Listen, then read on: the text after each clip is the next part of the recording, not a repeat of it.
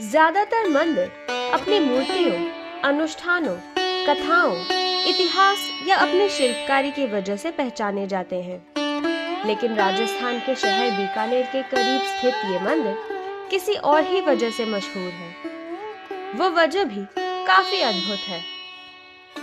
देशनोक का करणी माता मंदिर अपने हजारों चूहों की वजह से चर्चित है। मंदिर में आने वाले श्रद्धालु इन चूहों को पवित्र मानते हैं। किसी जमाने में बीकानेर के शासकों के लिए ये एक प्रमुख श्रद्धा का केंद्र था। बीकानेर से 30 किलोमीटर दूर ये मंदिर 15वीं सदी की संत करणी माता को समर्पित है।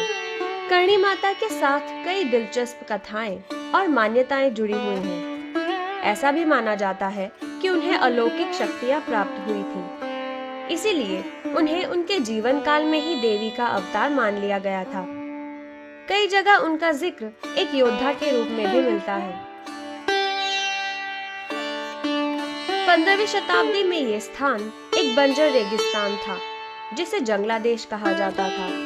राव बीका, जो जोधपुर के संस्थापक के ज्येष्ठ पुत्र थे, वो अपने पिता से नाराज होकर जंगलादेश में आए और उन्होंने करणी माता के आशीर्वाद से ही अपना नया राज्य और अपनी नई राजधानी बीकानेर का निर्माण किया। ये भी कहा जाता है कि जोधपुर के शासक भी करणी माता की पूजा करते थे। एक कहानी ये भी है कि 15वीं या 16वीं शताब्दी में करणी माता ने खुद ही ये मंदिर बनवाया था, लेकिन असली मंदिर निर्माण की सच्चाई इतिहास और कथाओं में छुपी हुई है। ये भी कहा जाता है कि मंदिर निर्माण का काम 20वीं सदी में बीकानेर के महाराजा गंगा सिंह के जमाने में पूरा हुआ था।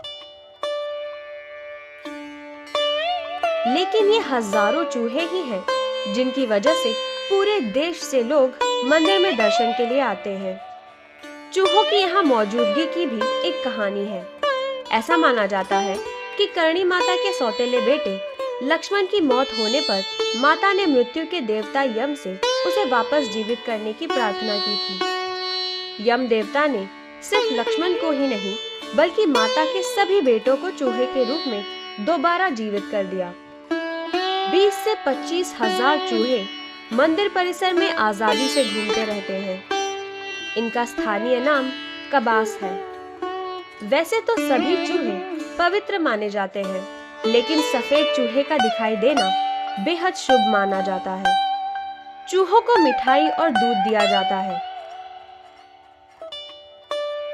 देशनोक का मंदिर सफेद संगमरमर से बना हुआ है। यहाँ शिल्पकारी भी सीधी सादी है। अंदर की तरफ गर्भगृह में करणी माता की मूर्ति है। मंदिर के द्वार बड़ी खूबसूरत डिजाइन में बनाए गए हैं, जो देखने लायक है। ऐसा बताया जाता है कि बीकानेर के शासकों ने मंदिर को दान दक्षिणा में बहुत कुछ दिया था।